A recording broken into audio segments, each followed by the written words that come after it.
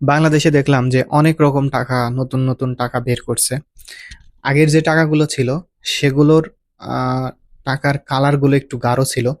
বর্তমানে যে টাকাগুলো মার্কেটে নিয়ে আসা হয়েছে সেই টাকাগুলোর গায়ের যে রংটা, সেই রংটা একটু হালকা। তো তারপরে মসজিদের উঠাই দিয়ে ওই জায়গায় মন্দির বসানো হয়েছে, এবং মসজিদটা যে উঠানো হয়েছে এই মসজিদটা অন্য কোনো টাকাতে দেওয়া হয় নাই। তো এটা নিয়ে অনেক বিতর্কিত হয়েছে, অনেক মনোক্ষুণ্ণ মানুষের দিলে হয়েছে। তো বিষয়টা আসলে মোটেও ঠিক না। তবে আমার লাইফে দেখা বাংলাদেশের যে টাকাগুলো, এগুলো তো যেভাবে মরা হয় পানিতে ইয়া করলে, লাগলে অবস্থা খারাপ হয়ে যায়। আমার চোখে দেখা, আমি ডলার দেখতেছি, বাংলাদেশের টাকা দেখছি, আরো কয়েক দেশের টাকা দেখছি।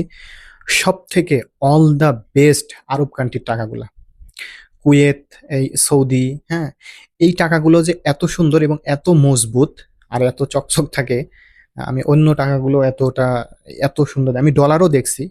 কাগজ ডলার তো কাগজের মতো পাতলা, খুবই নর্মাল। হ্যাঁ, তো এই টাকাগুলো আমি দেখাই, আমি তো কিছু আছে, এই যে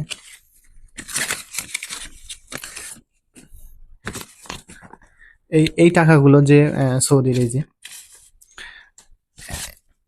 এগুলা এগুলা যে এত সুন্দর, হ্যাঁ, এই টাকাগুলা আর এত মজবুত, বলা যাবে মানে বলা ভাষা নাই। তো এটা হচ্ছে 10 রিয়াল। হ্যাঁ, তো এখানে এই যে, তো এটা হচ্ছে মাত্র 5 রিয়াল। 5 রিয়ালের কালারটা কিছুটা আমাদের দেশের কি সাথে যেন কোন একটা কালারের সাথে মিল আছে, যাই হোক, ভুলে গেছি। তো এই যে 5 রিয়াল, এগুলা প্রচুর মজবুত টাকা, অনেক মজবুত, সহজে ছিঁড়বে না, পানিতে পড়লেও এর কিচ্ছু হবে না। হ্যাঁ, ভাঁজ হবে না, জড়ো হবে না, মনে হচ্ছে যে লন্ডি করা। হ্যাঁ, এতটা এই টাকাগুলা। তো আরো আছে, তো আমি আমার কাছে দুইটাই আছে, আমি সব ঢুকাই ফেলছি ব্যাংকে। তো আসলে আমার চোখে দেখা সব থেকে আরব কান্ট্রির, বিশেষ করে সৌদি, কুয়েতের টাকাও দেখছি।